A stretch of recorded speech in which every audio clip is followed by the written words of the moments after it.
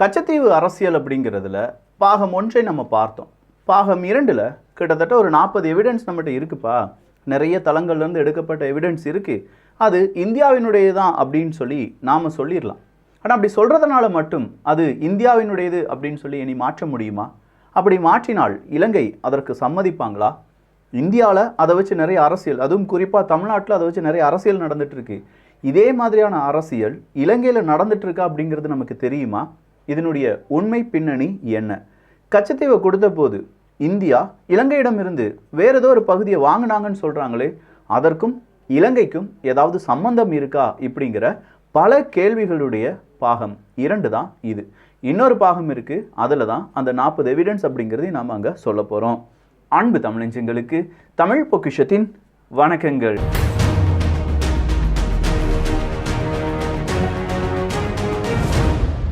கச்சத்தீவு அப்படிங்கிறத தெரிந்து கொள்வதற்கு ஒரு 3 முக்கியமான விஷயங்களை பற்றி நம்ம தெரிந்து கொள்ள வேண்டும்.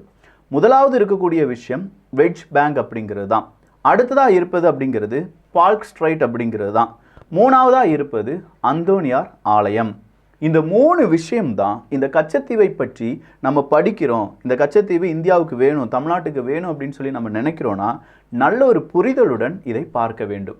முதலாவதாக இருப்பது அப்படிங்கிறது இந்த கச்சத்தீவு எப்படி உருவானது அப்படிங்கிறது தான்.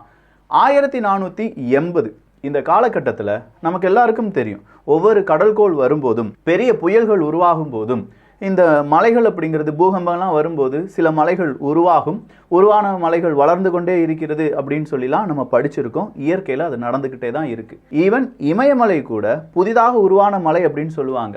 இதே மாதிரி தான் 1480களில் கடல் கொந்தளிப்பு காரணமாக நிறைய இடத்துல தண்ணீர் அப்படிங்கிறது வற்றுகிறது, நிறைய இடத்துல தண்ணீர் அப்படிங்கிறது பெருக்கெடுத்து ஓடுது. அப்படி வற்றின பகுதிகள் வழியாக உருவான ஒரு 11 தீவுகள் இருக்கு. அந்த 11 தீவுகள் தான் ராமேஸ்வரம், குந்துகால், புனவாசல், முயல்தீவு, பூமரிசான் தீவு, முல்லைத்தீவு, மணல் தீவு, வாளித்தீவு, அப்பாத்தீவு, நல்லதண்ணீர் தீவு, உப்பு தண்ணீர் தீவு, குடிசெடி தீவு அப்படின்னு சொல்லக்கூடிய 11 தீவுகள். அப்போ இது இப்படி உருவானது அப்படின்னு சொல்லி சொல்றாங்க 1480களில். இந்த நேரத்திலிருந்து தான் கச்சத்தீவு அப்படிங்கிறது பூமிக்கு பெரிய அளவில் பரிச்சயமாக மாறுது.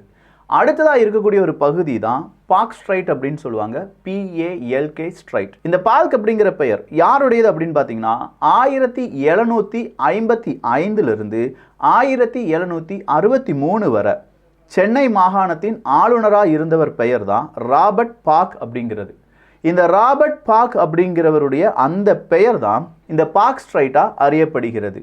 இலங்கையினுடைய வடக்கு கடற்கரை பகுதியையும் இந்தியாவினுடைய கிழக்கு கடற்கரை பகுதியும் இணைக்கும் 22 மைல் அகலம் இருக்கக்கூடிய நீர்ப்பரப்பு தான் இந்த பால்க் ஸ்ட்ரைட். இது ஆங்கில கால்வாய், இங்கிலீஷ் கெனால் அப்படின்னு சொல்லுவோம் பார்த்தீங்களா, அதை விட சிறியது என்பது குறிப்பிடத்தக்கது. சரி, இப்போ 2 விஷயத்தை நம்ம பார்த்துட்டோம். மூணாவதாக நம்ம பார்க்க வேண்டியது தான் அந்தோனியார் ஆலயம் அப்படிங்கிறது. சென்ட் ஆண்டனிஸ் சர்ச் அப்படின்னு சொல்லுவோம்ல, இந்த அந்தோனியார் ஆலயம் அப்படின்னு சொல்கிறத யார் கட்டியிருப்பாங்க அப்படிங்கிற கேள்விக்கு அதையும் தமிழ்நாட்டை சார்ந்த, குறிப்பாக ராமேஸ்வரத்தை சேர்ந்த சீனி குப்பன் படையாச்சி என்பவர் தான் இந்த ஆலயத்தை எங்கே கட்டியிருக்காரு? இதே கச்சத்தீவு பகுதியில் கட்டியிருக்காரு. கச்சத்தீவில் புகழ்பெற்ற புனித அந்தோனியார் தேவாலயம் அப்படின்னு சொல்லி இன்றளவும் அறியப்பட்டு வருகிறது. 20வது நூற்றாண்டில் தான் இந்த கச்சத்தீவினுடைய புனித அந்தோனியார் ஆலயம் அப்படிங்கிறது கட்டப்பட்டிருக்கலாம் என்றும், இலங்கையில் இனக்கலவரம் அப்படிங்கிறது வருதுல்ல, தமிழர்கள் அங்கேருந்து விரட்டப்படுகிறார்கள், சிங்களவர்கள் தமிழர்கள் மீது மிகப்பெரிய தாக்குதலை நடத்துகிறாங்க. அந்த தாக்குதலுக்கு முந்தைய அந்த ஒரு வருடம் வரை இந்த புனித அந்தோனியார் ஆலயத்தில் எப்போதுமே ஆலய விழா அப்படிங்கிறது நடைபெறும். இந்த ஆலய விழா அப்படின்னு சொல்றது அதை சுற்றி இருக்கக்கூடிய அனைத்து மீனவர்களுக்கும் ஒரு பெரும் திருவிழா. அப்போ ராமேஸ்வரம், பாம்பன் பகுதியில் இருக்கக்கூடிய எல்லா மீனவர்களும் ஒன்றிணைந்து கச்சத்தீவில் இருக்கக்கூடிய அந்தோனியார் ஆலயத்துக்கு போவாங்க. 1983ல் இலங்கையில் சிச்சுவேஷன் ரொம்ப மோசமாகுது. அப்போ இருந்து இந்த அந்தோனியார் புனித ஆலயத்தில் என்ன நடைபெறவில்லை? இந்த ஆலய திருவிழா அப்படிங்கிறது நடைபெறவில்லை. 2002ல் மறுபடியும் இந்த புனித அந்தோனியார் தேவாலயத்தில் ஆலய திருவிழா அப்படிங்கிறது யாழ்ப்பாண மறை மாவட்ட பங்கு தந்தையர்களால் நடத்தப்பட்டு வருகிறது. 20 வருடங்கள் கழித்து நடந்த இந்த புனித அந்தோனியார் தேவாலய ஆலய விழாவுக்கு நம்ம ராமேஸ்வரம் பாம்பன் பகுதியை சார்ந்த மீனவர்கள் எல்லாம் அங்க போயிட்டு வராங்க. இந்த ராமேஸ்வரம் பாம்பன் அங்க இருக்கக்கூடிய மீனவர்கள் அந்தோனியார் ஆலயத்துக்கு சென்று வருவதற்கு தடை ஏதாவது இருக்கா அப்படின்னு பார்த்தா எந்த தடையும் கிடையாது. ஆனால் அதே நேரத்தில் தமிழக மீனவர்கள் இந்த கச்சத்தீவு பகுதியில் போய் மீன் பிடிக்க வாய்ப்புகள் இருக்குது, இல்லாட்டி தடை இல்லையா அப்படின்னு கேட்டால் அதற்கு வாய்ப்பும் கிடையாது, அதற்கு தடையும் இருக்கிறது. இதனால தான் நம்முடைய பல மீனவர்களும் இலங்கை கடற்படையால் என்ன செய்யப்படுகிறார்கள், கைது செய்யப்படுகிறார்கள். இதுக்கெல்லாம் யார் காரணம் அப்படிங்கிறதா இப்போ இருக்கக்கூடிய சர்ச்சை. பிஜேபி 10 வருடம் ஆட்சியில் இருந்தபோது இந்த கச்சத்தீவை மீட்பதற்கு ஏதாவது நடவடிக்கை மேற்கொண்டார்களா? ஏன்னா இப்போ அதை பிஜேபியினுடைய அண்ணாமலை அவர்கள் சொல்லியிருப்பது தான் அரசியல் களத்தில் பெரும் ஒரு சர்ச்சையை ஏற்படுத்தியிருக்கிறது. அதிமுகவை பொறுத்த வரைக்கும் செல்வி ஜெயலலிதா அவர்கள் எப்போதுமே கச்சத்தீவை இந்தியா திரும்ப பெற வேண்டும் அப்படிங்கிற கோரிக்கையை வலியுறுத்தி வந்தவர்கள். அதே நேரத்தில் பிஜேபி 10 வருடத்தில் கச்சத்தீவை மீட்பதற்கு ஏதாவது முயற்சிகள் எடுத்திருக்காங்களா அப்படின்னு பார்த்தா இலங்கை அரசாங்கமே சொல்லிட்டாங்க, எங்ககிட்ட அப்படி ஒரு பேச்சுவார்த்தை நடத்தலை. இந்தியா கச்சத்தீவை திரும்ப எடுப்பதற்கான பேச்சுவார்த்தை எங்களிடம் சின்னதா 1% கூட நடத்தப்படவில்லை. அப்படியே நடத்தப்பட்டாலும் கச்சத்தீவை இந்தியாவுக்கு விட்டு கொடுக்க முடியாது. இதுதான் இலங்கையினுடைய பதில். அப்போ இந்தியாவுக்கு கச்சத்தீவு கிடைக்கவே கிடைக்காதா அப்படின்னு பார்த்தா அங்கேயும் ட்விஸ்ட் இருக்கு. 3 விதங்களில் இந்தியாவுக்கு கச்சத்தீவு அப்படிங்கிறது கிடைக்கும். முதல் விஷயம் போர். இந்த போர் அப்படிங்கிறது வழியாகவோ ராஜாந்திர நடவடிக்கை வழியாகவோ கச்சத்தீவை நம்ம என்ன செய்யலாம், நம்முடைய இந்திய பகுதியாக அறிவிக்கலாம், இல்லாட்டி பிடித்தெடுக்கலாம். ஆனால் இதற்கு சீனா விடுவாங்களா அப்படிங்கிறது அடுத்த கேள்வி. இந்த கச்சத்தீவை இப்போ இந்தியா மறுபடியும் பெரிய அளவில் குறிவைப்பதற்கான காரணம், ஒருவேளை இலங்கையில் இப்போ சீனாவினுடைய நட்பு அதிகரிச்சுக்கிட்டே இருக்கு. ஒரு காலகட்டத்துக்கு மேலே கச்சத்தீவு இலங்கையினுடைய கட்டுப்பாட்டில் இருப்பதனால் இலங்கை சொல்லலாம் சீனாவினுடைய இராணுவ வீரர்கள் கச்சத்தீவில் வந்து நிற்பாங்க அப்படின்னு சொல்லி.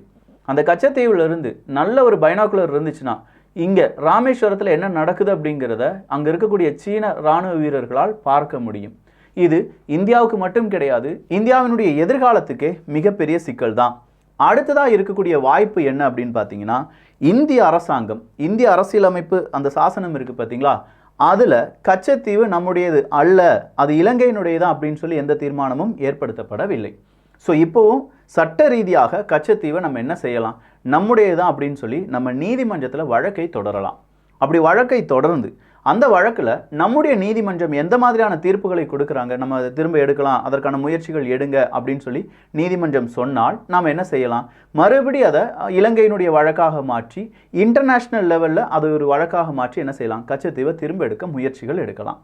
மூணாவதாக இருக்கக்கூடிய ஒரு ஆப்ஷன் என்ன அப்படின்னு பார்த்தீங்கன்னா, இந்த கச்சத்தீவு யாருடைய கட்டுப்பாட்டில் இருந்ததோ, ஒரு அரசனுடைய கட்டுப்பாட்டிலையோ இல்லை ஒரு சிறுநில ஒரு குறுநில மன்னனுடைய ஒரு கட்டுப்பாட்டிலையோ ஏதோ ஒரு கட்டுப்பாட்டில் இருந்திருக்கும்ல, அப்போ ஒரு ராஜவம்சத்தை சார்ந்த ஒரு ஏதோ ஒரு நபருடைய கட்டுப்பாட்டில் இருந்திருக்கும். அந்த கட்டுப்பாட்டில் இருந்த நபருடைய சந்ததியினர்கள் நாங்கள் தான், எங்களுக்கு தான் கச்சத்தீவு சொந்தம் அப்படின்னு சொல்லி நாம் என்ன செய்யலாம், இன்டர்நேஷ்னல் கோர்ட்டில் போய் ஒரு கேஸை போடலாம். அந்த கேஸில் லீகலாக நிறைய ப்ரொசீஜர்ஸ் இருக்கலாம். நம்முடைய சாட்சியங்களை நம்ம அங்கே சமர்ப்பிக்கும் போது கச்சத்தீவு நமக்கானது அப்படின்னு சொல்லி தீர்ப்புகள் வர்றதுக்கு நிறையவே சான்சஸ் அப்படிங்கிறது இருக்குது. நாம் இவ்வளோ ஸ்ட்ராங்காக கச்சத்தீவு நம்முடையதான் அப்படின்னு சொல்கிறோமே, அதே அளவுக்கு இலங்கையும் ஸ்ட்ராங்காக சொல்லுவாங்கல்ல, அவங்கக்கிட்டையும் ஏதாவது எவிடன்ஸ் இருக்கும்ல அப்படிங்கிற கேள்வியும் இங்கே மறுப்பதுக்கு இல்லை. ஸோ 3 விஷயத்தை நம்ம பார்த்துட்டோம். அந்தோனியார் ஆலயம் அப்படிங்கிறத பார்த்துட்டோம், கச்சத்தீவு உருவான விதம் அப்படிங்கிறது பார்த்துட்டோம், அடுத்ததாக பால்க் ஸ்ட்ரைட் அப்படிங்கிறத பார்த்துட்டோம். இந்த பால்க் ஸ்ட்ரைட் அப்படிலாம் சொல்லும்போது சென்னை மாகாணம் அப்படிங்கிறதுல ஆளுநராக இருந்தவர் தான் அதற்கு பெயராக மாறி இருக்கிறார். அப்படின்னா கச்சத்தீவு இந்தியாவினுடைய ஒரு பகுதியாக இருந்து ஆங்கிலேயர்களுடைய பல மேப்பில் இந்தியாவினுடைய ஒரு பகுதியாக கச்சத்தீவு காண்பிக்கப்பட்டு இருக்கிறது என்பது குறிப்பிடத்தக்க ஒரு உண்மை. சரி, அப்போ கச்சத்தீவை நம்ம இலங்கைகிட்ட கேட்கும்போது இலங்கை தந்துருவாங்களா அப்படின்னு பார்த்தா, இலங்கையினுடைய அமைச்சர் டக்ளஸ் தேவானந்தா அப்படிங்கிறவர் என்ன தெரியுமா சொல்லியிருக்காரு, இந்தியாவுக்கு கச்சத்தீவை கொடுக்குற மாதிரி எந்த ஐடியாவும் கிடையாதுன்னு சொல்லிட்டார். அப்படி நாங்கள் கொடுத்துட்டோம்னா இலங்கை கடல் வளம் அப்படிங்கிறது சூறையாடப்படும். ஏன்னா கச்சத்தீவில் மீன்பிடி அப்படிங்கிறது ரொம்ப சூப்பராக இருக்குது. கிட்டத்தட்ட 248 ஏக்கர் நிலப்பரப்பை கொண்டது தான் இந்த கச்சத்தீவு. ஸோ அதை சுற்றி இருக்கக்கூடிய பகுதிகளை அவங்க என்ன செஞ்சிட்டாங்க, அவங்களுடைய எக்கனாமிக் ஜோனாக மாற்றிக்கிட்டாங்க இலங்கையை பொறுத்த வரைக்கும். அப்போ அங்கே அவங்களுடைய மீன்பிடி படகுகள் மட்டும்தான் இருக்க வேண்டும். உதாரணத்துக்கு இலங்கையில் சில படகுகள் அப்படிங்கிறத வச்சு மீன் பிடித்தல் என்பது தடை செய்யப்பட்டிருக்கிறது. ஆனால் அதே நேரத்தில் இழுவைமடி படகுகளை வைத்து மீன் பிடிப்பதற்கு எந்த விதமான தடையும் கிடையாது. ஸோ இந்த இழுவைமடி படகுகளை பயன்படுத்தி தான் கச்சத்தீவு பக்கமாக தமிழக மீனவர்கள் மீன்களை பிடிக்கிறார்கள் அப்படின்னு சொல்லி தான் இலங்கை கடற்படை நம்முடைய தமிழக மீனவர்களை, இந்திய மீனவர்களை கைது செஞ்சுட்டு போகிறாங்க. ஸோ இதே மாதிரி இழுவைமடி கப்பல்களை பயன்படுத்தினீர்கள் என்றால் கச்சத்தீவில் அந்த மீன் வளம் அப்படிங்கிறது பாதிக்கப்படும், எங்களுடைய கடல் வளம் அப்படிங்கிறது முழுமையாக சுரண்டப்படும், இலங்கைக்கு பெரிய சிக்கல் வரும். எனவே நாங்கள் கச்சத்தீவை தரமாட்டோம்னு சொல்லிட்டாங்க. இவ்வளோ இப்போ நடந்திருக்கக்கூடிய அப்டேட். இதில் தான் மறுபடியும் என்ட்ரி கொடுக்குறாரு வாத்தி ஜெய்சங்கர் அவர்கள். கச்சத்தீவு அப்படிங்கிறதுல ஒரு அக்ரிமெண்ட் 1974 நம்முடைய இந்திரா காந்தி அம்மையார் அவர்களுக்கும் அங்கே இருக்கக்கூடிய சிரிமாவோ பண்டார நாயக்கேவுக்கும் இடையே ஏற்பட்ட ஒப்பந்தம் தான். ஆனால் இந்த சிரிமாவோ பண்டார நாயக்கே அப்படின்னு சொல்கிறோம் பார்த்தீங்களா, இவங்க பாகிஸ்தான் கூட ரொம்பவே இப்போ எப்படி இலங்கை சீனா கூட எப்படி ஒட்டி உறவாடுகிறதோ அதே மாதிரி பாகிஸ்தான் கூட ஒட்டி உறவாடியது. ஸோ பாகிஸ்தான் ஒரு கட்டத்தில் இலங்கையில் அவங்களுடைய விமான தளத்தை அமைக்க வேண்டும் அப்படிங்கிற ஒரு முயற்சியில் ஈடுபடுறாங்க. அந்த முயற்சியை இருட்டடிப்பு செய்வதற்கும் அந்த முயற்சியிலிருந்து இலங்கையை பின்வாங்க வைப்பதற்கும் கச்சத்தீவை இலங்கைக்கு இந்திரா காந்தி அவர்கள் கொடுத்ததாகவும் செய்திகள் கூறுகிறது. இதற்கு முன்னாடியே, அதாவது நம்முடைய ஜவஹர்லால் நேரு அவர்களே கச்சத்தீவை நான் வேணும்னா இலங்கைக்கு கொடுப்பேன் அப்படின்னு சொல்லியிருப்பது தான் அடுத்ததாக ஒரு சர்ச்சையை ஏற்படுத்தியிருக்கு. 1974 ஏதோ இலங்கையும் பாகிஸ்தானும் ஒன்றா இருந்ததுனால கச்சத்தீவை நம்ம கொடுக்கல, அதுக்கு முன்னாடியே கச்சத்தீவை கொடுப்பதற்கான முடிவுகளில் இவங்கெல்லாம் இருந்தாங்க அப்படிங்கிறது தான் இப்போ டாக்குமெண்ட் வழியாக ரிலீஸ் ஆகுது. அந்த டாக்குமெண்ட்ல நம்முடைய வெளியுறவுத்துறை அமைச்சர் ஜெய்சங்கர் அவர்கள் குறிப்பிட்டிருக்கிற மாதிரி அப்போதைய வெளியுறவு அமைச்சராக இருந்த ஸ்வரன் சிங் அப்படிங்கிறவர் பால்க் வளைகுடாவில் கடல் எல்லையை வரையறுக்கும் ஒப்பந்தம் இரு நாடுகளுக்கும் நியாயமானது மற்றும் சமமானதாக கருதப்படும் அப்படின்னு சொல்லி நம்பினதாகவும், அதே நேரத்தில் இந்த ஒப்பந்தம் கையெழுத்தானாலும் அந்த பகுதியில் கடந்த காலங்களில் இரு தரப்பினரும் அனுபவித்த புனித யாத்திரை, மீன்பிடி உரிமைகள் ஆகியவை எதிர்காலத்திற்காக முழுமையாக பாதுகாக்கப்படும் அப்படின்னு சொல்லி அறிவித்திருக்கிறார். ஸோ வெளியுறவுத்துறை அமைச்சகத்தில் இப்படி ஒரு கோப்பு இருக்கு, நாம கொடுத்துருக்கோம். ஆனால் புனித அந்தோனியார் தேவாலயம் மற்றும் மீன்பிடியில் இரண்டு நாடுகளும் என்ன செஞ்சிருக்கலாம், சரிசமமான உரிமையை எடுத்துக்கொள்ளலாம் அப்படின்னு சொல்லி தான் முதல் ஒப்பந்தம் அப்படிங்கிறது போடப்பட்டிருக்கிறது. இது நடந்தது 1974. ஆனால் அதை மீறி இரண்டாவது ஒரு ஒப்பந்தம் 1976 போடப்படுது.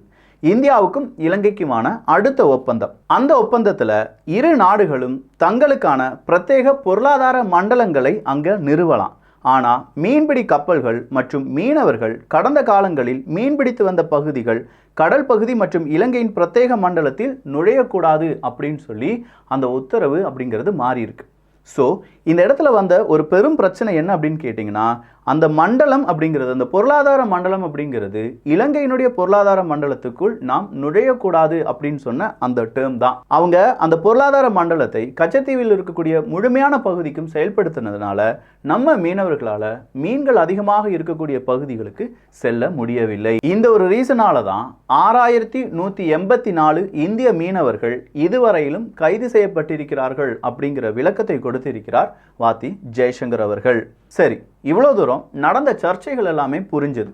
ஆனால் இந்த கச்சத்தீவை கொடுத்துட்டு ஏதோ ஒரு பகுதியை நம்ம மீட்டெடுத்தோம் அப்படின்னு சொல்கிறாங்களே, அது உண்மையா அப்படிங்கிற அடுத்த கேள்வி. கச்சத்தீவை கொடுப்பது எப்போது? 1974, 76 இந்த காலகட்டத்தில். ஆனால் இந்த வெட்ஜ் பேங்க் அப்படிங்கிற அந்த பகுதி 1970களிலேயே எங்கே இணைக்கப்பட்டு விட்டதாக சொல்லப்படுகிறது? இந்தியாவில் இணைக்கப்பட்டு விட்டதாக சொல்லப்படுது. இந்த வெட்ஜ் பகுதி அப்படின்னு சொல்லக்கூடிய இந்த பகுதியும் கன்னியாகுமரி பக்கத்தில் இருக்கக்கூடிய ஒரு பகுதின்னு வச்சுக்கோங்களேன். இந்த பகுதியும் நல்ல கடல் வளம் இருக்கக்கூடிய பகுதியாகவும், கேட்டால் ஹைட்ரோ கார்பன் இருக்குங்கிறாங்க, ஆயில் இருக்குங்கிறாங்க. பட் இதற்கும் இலங்கைக்கும் எந்த தொடர்பும் கிடையாது. இலங்கை மக்களுக்கும் இந்த வெட்ஜ் பேங்குக்கும் எந்த தொடர்பும் கிடையாது. ஆனால் இந்த வெட்ஜ் பேங்கை எடுத்து தான் இந்திரா காந்தி அவர்கள் இந்த மாதிரி கச்சத்தீவை கொடுத்தார்கள் அப்படின்னு சொல்கிறத முழுமையாக ஏற்றுக்கொள்ளவில்லை என்றாலும் அதை அஃபிஷியலாக இப்போ எல்லாரும் என்ன சொல்ல ஆரம்பிச்சிருக்காங்க, அது ஒரு காரணமாக இருக்கலாம் அப்படின்னும் சொல்லப்பட்டு வருது. இவ்வளோ தூரம் இந்தியாவினுடைய பக்கம் அப்படிங்கிறத நம்ம பார்த்தோம். இலங்கையினுடைய இன்னொரு பக்கம் அப்படின்னு ஒன்று இருக்குல்ல. இலங்கை என்ன சொல்கிறாங்கன்னா, 1947 அதன் பிறகு 1974 இந்த காலகட்டத்திலே நீங்கள் நின்றுட்டு இருக்கீங்களே, 1920, 21 இந்த காலகட்டத்திலேயே இந்தியா மற்றும் இலங்கை பிரதிநிதிகள் இடையே கலந்துரையாடல் ஒன்று நடந்திருக்கு.